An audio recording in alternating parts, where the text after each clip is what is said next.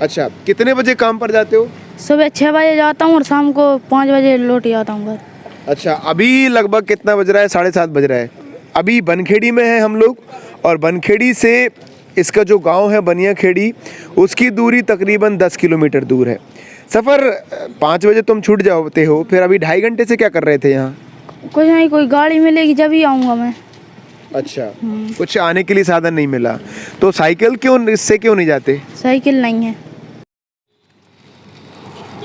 दोस्तों नमस्कार, मेरा नाम है संजय वैष्णव। आप देख रहे हैं NVTV। तमाम सरकारों के द्वारा, जनप्रतिनिधियों के द्वारा गरीबों को लाभ पहुंचाने के लिए बहुत सारे काम करने के दावे किए जाते हैं, लेकिन जब हम ज़मीन पर आते हैं, लोग हमें मिलते हैं, तो उनकी स्थिति जानकर कलेजा काँप उठता है, सोच में हम पड़ जाते हैं। आज मेरे साथ एक छोटा सा बालक है जिसकी उम्र 13 वर्ष है। आइए उसी की ज़बानी सुनते हैं, उसका संघर्ष, उसकी कहानी। बेटा क्या नाम है आपका? सफ़र खान। अच्छा, सफ़र, कितनी उम्र है तुम्हारी? 13 साल। घर में कौन कौन है तुम्हारे? मम्मी और मैं। अच्छा, पिताजी खत्म हो गए हैं। अच्छा, पिताजी का देहांत कितने वर्ष पहले हो गया? 2 साल पहले। तो घर का भरण पोषण कौन करता है? मतलब घर की जो व्यवस्थाएं हैं, सामान वगैरह लाना? मैं ही। क्या काम करते हो तुम? गैरेज पर। गैरेज पे काम करते हो? हाँ। 5 बजे तुम छूट जाते हो, फिर अभी 2.5 घंटे से क्या कर रहे थे यहाँ? कुछ नहीं, कोई गाड़ी मिलेगी जब ही आऊँगा मैं। अच्छा, कुछ आने के लिए साधन नहीं मिला, तो साइकिल इससे क्यों नहीं जाते? साइकिल नहीं है। सफ़र के पास साइकिल भी नहीं है। घर में मम्मी कोई काम धंधा करती हैं? नहीं। नहीं करती। अच्छा, पढ़ाई करते हो तुम? नहीं। अच्छा, और कितना कमा लेते हो दिन का? दिन का 100 रुपया। 100 रुपये मिलता है बस? 100 मतलब 3,000 रुपये में महीने। तुम्हारा और मम्मी का पालन पोषण करना होता है। साइकिल लेने के लिए तुम्हारे पास पैसे नहीं है? नहीं।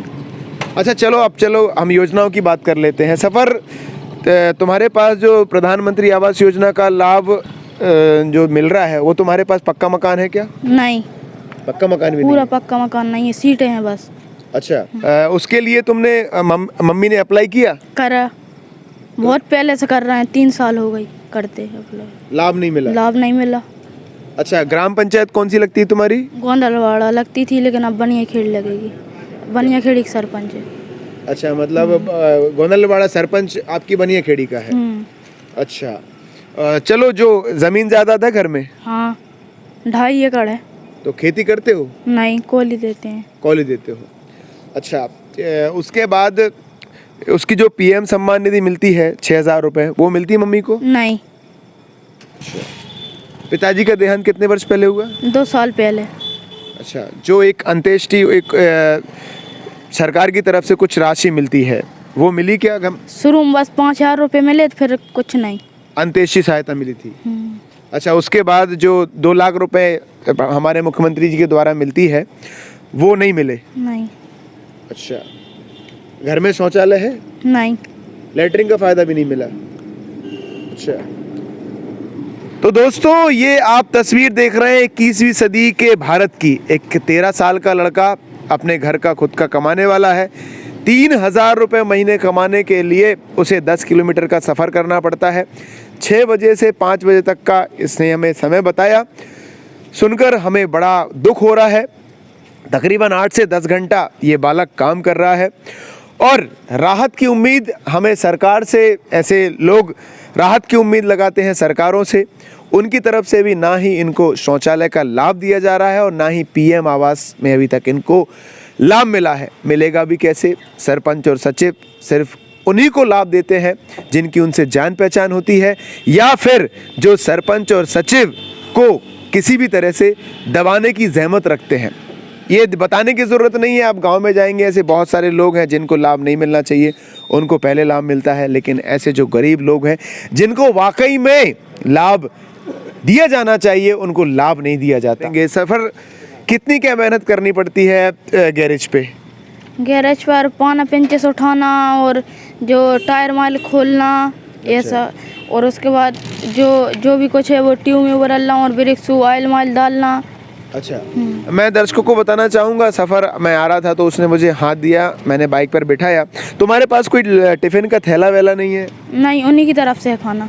अच्छा, खाना वही देते हाँ हैं। खाना वही देते हैं, पैसे वही देते हैं। अच्छा सफ़र, ये बताओ ज़िंदगी में तुम लोगों को देखते हो, जैसे मैं ये पत्रकारिता कर रहा हूँ और जैसे ये अभी बहुत सारे लोग हैं दुकानदारी चला रहे हैं, पुलिस वाले हैं, डॉक्टर्स हैं, टीचर्स हैं, ज़िंदगी में क्या कुछ बनने का सपना है तुम्हारा?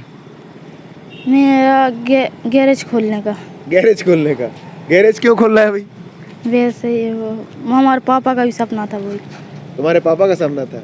क्या सपना था कि गैरेज खुलवाऊंगा मैं। तुमको?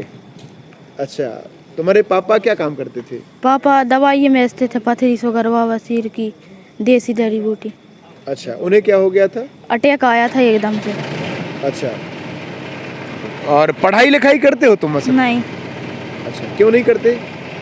वो एडमिशन ही नहीं हुआ। एडमिशन नहीं हुआ। हाँ। तो आप देख सकते हैं एक 13 साल का बालक है, जहाँ तक मैं समझ पा रहा हूँ, चूँकि अगर सफ़र पढ़ाई करने के लिए निकलेगा तो उसके घर का ख्याल कौन रखेगा, चूँकि आर्थिक स्थिति आज की महंगाई में जिसका घर चलाना बड़ा कठिन होता है। 3,000 रुपये में मात्र 2 लोग अपना जीवन काट रहे हैं और सरकार की तरफ से, सरकार के जो सरकारी कर्मचारी हैं, जो जनप्रतिनिधि हैं, वो कुछ भी नहीं कर पा रहे। ऐसे लोगों के लिए मैं यही कहना चाहूँगा, ऐसे लोगों से, गांव के सरपंचों से, सचिवों से, कि ऐसे लोगों को लाभ दिया जाना बहुत ज़रूरी है। कम से कम मानवता के नाते इन पर ध्यान दीजिए। इन्हें जो आप सहायता कर सकते हैं आप करिए।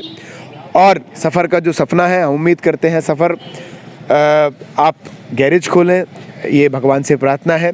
साथ ही साथ जो हमारे ऐसे लोग हैं, अगर वीडियो आप तक देख रहे हैं, मैं सफ़र से जानकारी लूँगा और सफ़र की आप किसी भी तरह से मदद करना चाहें, क्योंकि भगवान ने आपको, कई ऐसे लोग हैं उनको लायक बनाया है कि वो ऐसे गरीब लोगों को, ऐसे बालक को जो सक्षम है, उनकी मदद कर सकते हैं। आप किसी भी तरह से सफ़र की मदद आप करिए, क्योंकि सफ़र ने मुझे ऐसी मुझसे अपेक्षा नहीं करी है कि मैं किसी भी तरह की मदद की गुहार आपसे लगाऊं। लेकिन मैं आपसे ये रिक्वेस्ट करता हूं कि आपको जिस भी तरह से बन पड़ता है, अगर सरकारी का आप कर्मचारी है तो सफ़र को आप योजना का लाभ दिला दीजिए, क्योंकि इनकी आवाज़ उठाने वाला कोई नहीं है।